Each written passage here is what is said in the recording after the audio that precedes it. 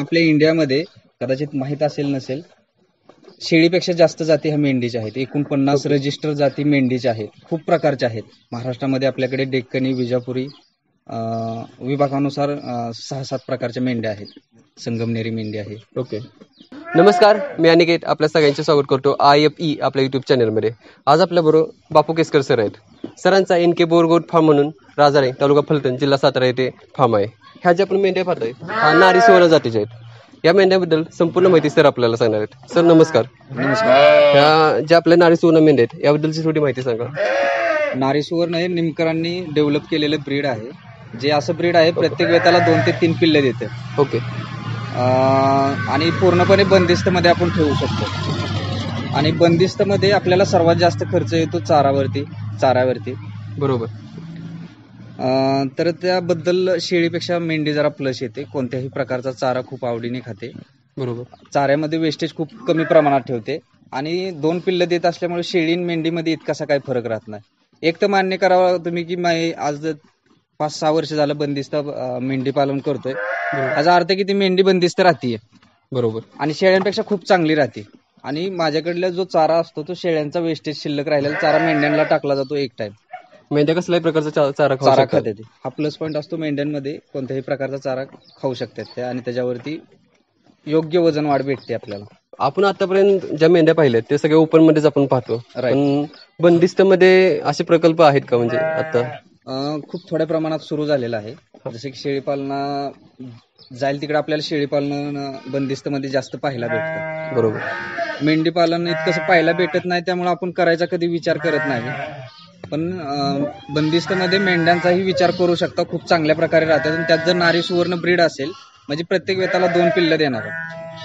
आता एक गोष्ट सांगतो माझ्या अनुभवाप्रमाणे, जे आपल्याकडे फिरून व्यवसाय करणारे लोक आहेत मेंढी पालन. बरोबर. त्यांच्या कल्पामध्ये कधीही बघा तुम्ही 100-150 मेंढ्या असतील आणि 5 ते 7 शेळ्या असतील.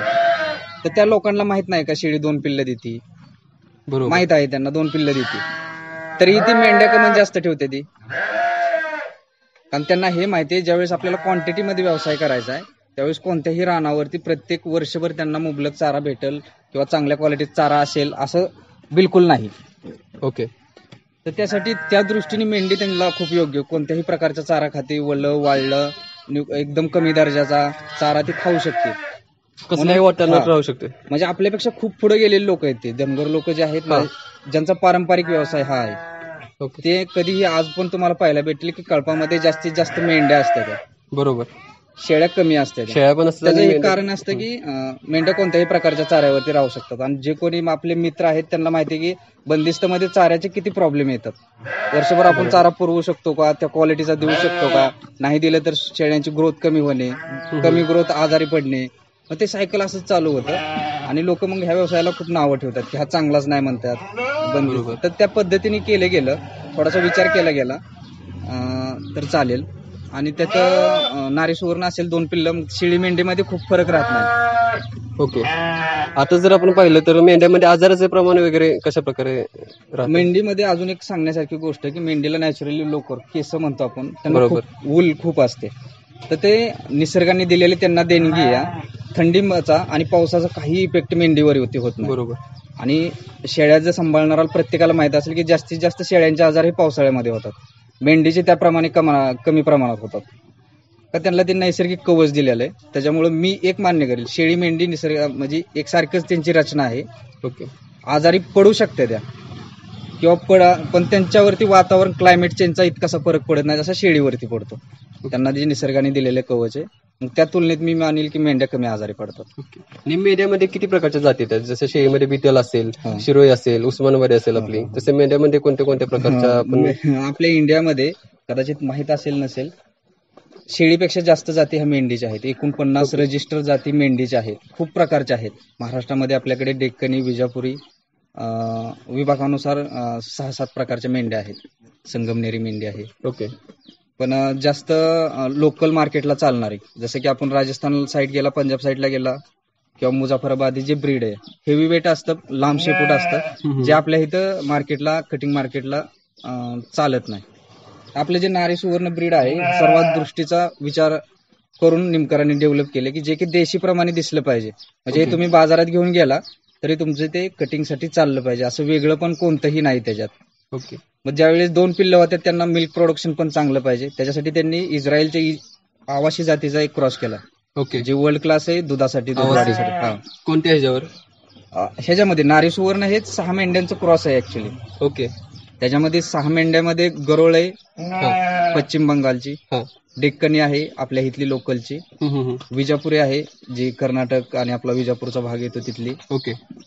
बन्नूर आहे कर्नाटकची जी मांस प्रोडक्शन खूप चांगलं मानलं जातं तिचं, आवाशी आहे इस्रायलची. ह्या सर्व ओके. मेंढ्यांचा क्रॉस करून ही मेंढी बनवली, जे की प्रत्येक वेताला 2 पिल्लं देईल ओके. आणि त्या पिल्लांना दूध पुरेसे पुरेल हम्म. आणि बंदिस्त मध्ये खूप चांगल्या प्रकारे तुम्ही सांभाळू शकता. म्हणजे भारतातल्या 5 आणि इस्रायलचे 1 असे मिळून 6 मेंढ्यांचा इस्रायलची करण्यामागे कोणतं कारण? मिल्क प्रोडक्शन 2 मेंढ्यांसाठी. ती मेंढी आहे इस्रायल आवाशी, तिचं milk production per day 5-6 litre पर्यंत आहे इस्रायलमध्ये. ओके. म्हणजे ती नारी सुवर्ण मध्ये पण उतरलं आहे. हा, त्याचं 5-10% पर्सेंटेज गुणधर्म ह्याच्यामध्ये घेतल्यात की जे थोडंसं मिल्क प्रोडक्शन वाढावं. ओके. म्हणजे नारी सुवर्णापासून आपण किती मिल्क मिळू शकतो दिवसाला? काढलं जात नाही, पण त्याचा ऍव्हरेज आहे 30 दिवसामध्ये 113 लिटर ऍव्हरेज. हा. आणि मेंढीचं दूध तुम्हाला माहित असेल, त्याचं साम खूप घट्ट येतं म्हशी टाईप. बरोबर. म्हणजे खूप पोषक दूध असतं, कमी प्रमाणात पण खूप पोषक असतं. ते 113 लिटर पण खूप मानलं जातं. आपल्या देशी मेंढीचं 90-92 लिटर हिचं वाढवून 113 लिटर पर्यंत नेलंय, जे की 2 पिल्लांसाठी चांगलं राहील त्यांना. म्हणजे ह्या दुधाचं सगळं आपण पिल्लांसाठी सध्या हे करतो, सब पिल्लांसाठीच वापरलं जातं, जेणेकरून पिल्ले मिळणारे आपले जे उत्पन्न आहे बंदिस्तमध्ये कुठल्याही फार्म मध्ये मेन इन्कम सोर्स आहे तो तुमचं पिल्ल विक्रीतून आहे. ओके. तर माझाही जास्त लक्ष ह्याच्यावरती राहतं, माझी पिल्ल कशी जास्त डेव्हलप होतील, लवकर कशी तयार होतील आणि कमी खर्चामध्ये मला ती बाजारामध्ये विकायला कशी परवडते. ओके. त्यामुळे जास्तीत जास्त सर्वच दूध मेंढ्यांचं तर पिल्लांनाच पाजलं जातं. ओके. ह्या मेंढ्यांना आपण कोणत्या प्रकारचा चारा देऊ शकतो? पहिली वैरण जी असते माझ्याकडे शेळ्या आहेत काय 40-45 शेळ्या आहेत. दिवसभर शिल्लक राहिलेला चारा त्यांचा एका साईडला काढला जातो आणि सकाळचा उपाशी पोटी सर्व मेंढ्यांना टाकला जातो. आता ह्या जे मेंढ्या दिसते त्यांना कोणत्याही प्रकारचा खुराक नाही. पिल्लांचा कप्पा आपला पलीकडे आहे, पिल्ल दाखवतो मी तुम्हाला. त्यांना थोडाफार खुराक ठेवला जातो. मेंढी ही कोणत्याही खुराक नाही. सकाळचा वैरण होते यांची शेळ्यांचं शिल्लक राहिलेलं, दुपारच्या वैरण ह्यांना फ्रेश असते आणि संध्याकाळची एक फ्रेश असते. म्हणजे माझ्या जे शेळ्यांचा वेस्टेज चारा उकरण्यामध्ये जात होता किंवा त्याच्यापासून मी काहीच बनवत नव्हतो, त्याच्यापासून मी मेंढीला एक वैरण काढतो आणि मेंढ्या कोणत्याही प्रकारच्या चाऱ्यावरती राहू शकतात. ओके. आपल्या ह्या मेंढीपासून कशा प्रकारे आपल्याला उत्पन्न मिळू शकते? पहिली गोष्ट आहे की तुम्हाला आपण असं म्हणूया की देशीपेक्षा ह्याच्यामध्ये काय वेगळे, तर सर्वात महत्वाचा गुणधर्म 2 पिल्ल द्यायचा. जे देशीमध्ये काय काय मेंढ्यामध्ये आपल्याला 2 पिल्ल होऊ शकते ती, त्याचं प्रमाण खूप कमी. 100 मध्ये 1-2 मेंढ्यांना होते ती 2 पिल्ल, नाही तर एकच. आणि तेही आपले धनगर बांधव आहेत, ते लवकर विकून टाकतात, कारण त्यांचा समज असा की त्या मेंढीला दूध पुरणार नाही, कुठं दोन्हीची आपदा करायची, त्यापेक्षा सेल करून टाकतात लहानपणीच आणि एकच मेंढीला ठेवलं जातं. ओके. तर आपली मेंढी अशी की ती 2 पिल्लांना चांगलं जोपासू शकते, एवढं मिल्क प्रोडक्शन देते. ओके. दुसरा प्लस पॉईंट आहे की ती कोणत्याही चाऱ्यावरती राहू शकते. तिसरा आहे मटन मार्केटला आमच्या इथे सर्व म्हणजे बाजारामध्ये गेला कोणत्याही तर सर्वात जास्त अॅनिमल असतात ते मेंढीची विक्रीला. ओके. खूप प्रमाणात मागणी खूप चांगली आहे मटणाला, खूप चांगली. गाव पातळीवर जर पाहायला गेला तुम्ही तर ज्याच्यामध्ये बोकडांची मागणी चांगली राहते, तोच बाजारात जर गेला तुम्ही कोणत्याही मेंढीची खूप, कारण मुंबई पुणे हेतले जे सर्व व्यापारी लोक आहेत ते जास्तीत जास्त मेंढ्याच नेते, ते मेंढ्यांची पिल्ल सेलसाठी नेते. तर तो इन्कम सोर्स आहे तुम्हाला. पिल्लांचा आहे, खत आहे आणि थोडीफार वूल निघते यांची, पण ते घरगुती वस्तू बनवतो मी, कसं काय मार्केट राहत नाही त्यांच्या लोकरीला. Okay okay okay. आता जर आपण बघितलं शेळी पालन आणि मेंढी पालन यामध्ये किती फरक असू शकतो? संगोपनामध्ये असेल किंवा त्यांच्या उत्पन्नामध्ये असेल? उत्पादन तुम्ही जर हा सर्व व्यवसाय मटणाच्या दृष्टीने पाहिला तर मेंढी कधी पण प्लस आहे. ओके. एक पाऊल पुढे आहे आणि त्यातली त्यात नारी सुवर्ण असेल तर 100% एक पाऊल पुढे आहे मेंढी शेळीचा. पण तुम्ही ब्रीडिंग व्यवसायाचा विचार केला, पैदाशीसाठी विकणार असाल तर माझ्याकडे ही नारी सुवर्ण विक्रीला असतं. थोडं ब्रीडिंगचे दर वेगळे राहतात, विकले जातात. पण मग ब्रीडिंगसाठी शेळी, कारण त्याचे दर खूप राहतात. आणि ह्याच्यामध्ये काय महत्वाचं, ह्याच्यामध्ये तुम्हाला पाहायला काय भेटते ते तुम्ही करणार आहे. आज माझ्या फार्मवरती येणारे म्हणजे आता मेंढ्यांची पिल्ल माझ्याकडे एवढे अवेलेबल नाही ती जेवढं मला आता मागणी आहे. तुमच्याकडे लोक काय पाहतात ते नक्की मागतात. हा माझा आतापर्यंतचा अनुभव आहे. तुम्ही शेळी बंदिस्त केली 100% 4-2 वर्षांनी तुम्हाला शेळीसाठी त्या मागण कोणत्याही विशिष्ट प्रकारच्या आणू. मी मेंढी पाहिली, मेंढी मी ठेवायचं कारण पाहिजे, पण तुम्ही शेळी कोणतीही समजा बिटल आपण आपल्या फार्मवरती ठेवतो, मी 10 वेळा सांगेल की बिटलला मिल्क प्रोडक्शन इतर शेळ्यांपेक्षा खूप चांगलं आहे.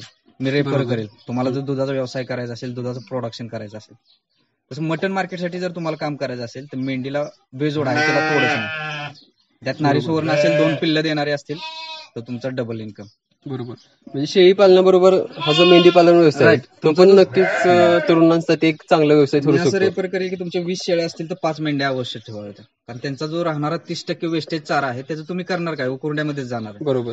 माझ्या मेंढ्यांचा 50% चारा त्याच्यातून निघतो, माझ्याकडे काही वेस्टेज जात नाही. आणि स्टॉल फीड मध्ये सर्वात जास्त खर्च किंवा ते सायकल सगळं चाऱ्यावरती अवलंबून आहे. तुम्ही देताय काय, तुमचं ते वर्षाचं सायकल व्यवस्थित बसतंय का, देऊ शकताय का तुम्ही त्याच्यावरती. बरोबर. चालेल सर, धन्यवाद. अतिशय चांगल्या प्रकारची आपण माहिती दिली. चला तर मग भेटूया नवीन व्हिडिओमध्ये. आपले काही प्रश्न असतील ते आपण कमेंट बॉक्समध्ये विचारू शकता. मेंढी पालनाबद्दल काही शंका असतील तेही कमेंट बॉक्समध्ये विचारू शकता. जे शेतकरी बांधव चॅनलवर नवीन आहेत त्यांनी सबस्क्राईब करायला विसरू नका. व अधिक माहितीसाठी आपल्या फेसबुक पेज तसेच इंस्टाग्राम अकाउंटला फॉलो करा. धन्यवाद.